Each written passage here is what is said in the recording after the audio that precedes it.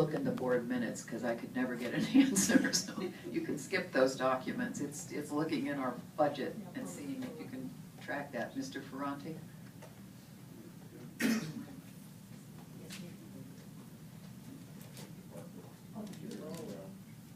Mr. Parker after Mr. Ferranti. Good evening. I was not on the Measure A campaign, but I have served on the Measure A committee. I was the committee co-chair for the 2002 Measure C. I worked real hard on the 2010 Measure C. If I'd had a crystal ball and knew the economy was going to crash, I would not have worked on the 2010 because it's cost us. But what nobody has advertised is we got the 2002 cost to the voter down to $44 per 100,000 evaluation. This district is really, really poor at PR, incredibly poor at PR. There's nothing against you. This goes back to the days of, going back to Bob, what was Bob's last? Bob Baum, yeah. I mean, it goes back that far. I've been around that long. So, yeah, and it has been bad that long. 2010 has done a lot of good. We have a commitment to the voters. Yeah, the solar cost a lot, but guess what? It's almost interest-free because of the federal funding for the solar costs. So we saved the voters a whole lot of money there. So that $60 could have been a whole lot higher. There was potential there for it to be significantly higher. We didn't go that route. We took advantage of what was available at the time. The feds took the cost, which means that we shared it across 300 million people. That's cool. I can go with that. Right now, we are in a rate environment we have not seen since the Great Depression. It has no place to go but up. And the question is, when will it go up? Right now, the feds are saying they're looking at June, July timeframe. If we postpone this issuance of the 77 million, you're going to cost the taxpayers more. And if you're interested about politics instead of kids, then yeah, you're going to look worse politically. And the kids don't care. They just want roofs that don't leak. I don't think they care about the building looking nice and sparkly and new paint. They don't want rain falling on their head when they're sitting in the classroom. Been there, done that. Kind of hard to learn. Been in a very, very cold classroom. Heaters now work. That's a nice thing. I've been in classrooms that were so hot we ended up going outside because it was cooler outside than it was in the classroom. We now have all our classrooms air conditioned. I haven't heard any complaints about that one. So, there's been a lot of good done. It has not been advertised. That's a problem. All the new buildings, all the portables that were torn down that were in place when I was in school, which is a long time ago, those are gone, replaced with new buildings. Or they're just gone. In either case, that's a plus. Construction costs right now are down low. During the 2002 Measure C, China went on a building boom, and we took a horrendous hit in building costs. I don't care what anybody says, you cannot project what building costs are going to be tomorrow or the next day or next month or next year. It can't happen. Right now they're low. We should take advantage of the low cost that's there right now, because that means we save money. We get more done for the dollar. Thank you, Mr. Ferranti. That been 3 minutes? That has been. All right. That much. I'm not even close to being done. That's because the history you have is as long as mine. It just takes more than 3 minutes. Do the 77. It makes sense. Thank you. Mr. Parker? Do the business way.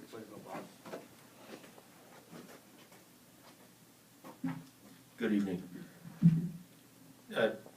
I was out of pocket for the last couple of meetings, so I don't know whether you all discussed what the budget is for this $77 million upcoming. It was my understanding, and I think I heard Ms. Hanson pretty clearly during the last study session, is that what we're really looking for is, hey, what do you intend to do with this $77 million?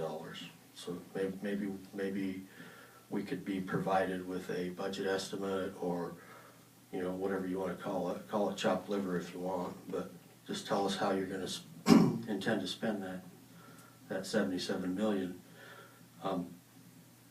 You know, we all know that there's a long list of roofs that need to be repaired, and concrete here and some windows there. But you know, maybe we could just drill down into that. Like I said, I apologize, I wasn't here the last couple of meetings, so if that's been provided, I'd like to see it.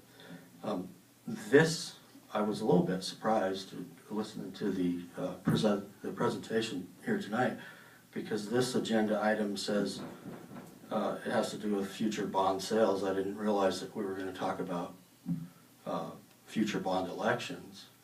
It's sort of a totally different thing. I'm happy to talk about future elections. I'd love to, but you know, none of us in the room here. Well, I don't think we really found out anything that we didn't know. Of course, you know, there's some old fogies around that sort of know a lot about this stuff. So, no offense to the guys that made the presentation there, but I hope we didn't pay them a lot. And if you come back again, you'll hear me complain about your fees continually. The last time, you know, I heard a comment made about the solar doesn't really touch the classroom, and I disagree with that. It really does. It makes those classrooms today much more comfortable, or it helps, you know, offset the energy bills for the heat and AC that's in there, you know, so the kids are a lot more comfortable. So, you know, the solar really does, you know, it's done something, and I didn't hear anybody say that it was a waste, but, you know, I think it's money well spent. We did have to spend some money on it. Eventually it will pay for itself. You know, although the technology may be 2010, we have a guarantee from that company that the performance will do what they told us for, what, 15, 20 years? So, yeah, I mean, so we're gonna get our money's worth, or we need to go to the people that put it in and make sure that they deliver. Thanks.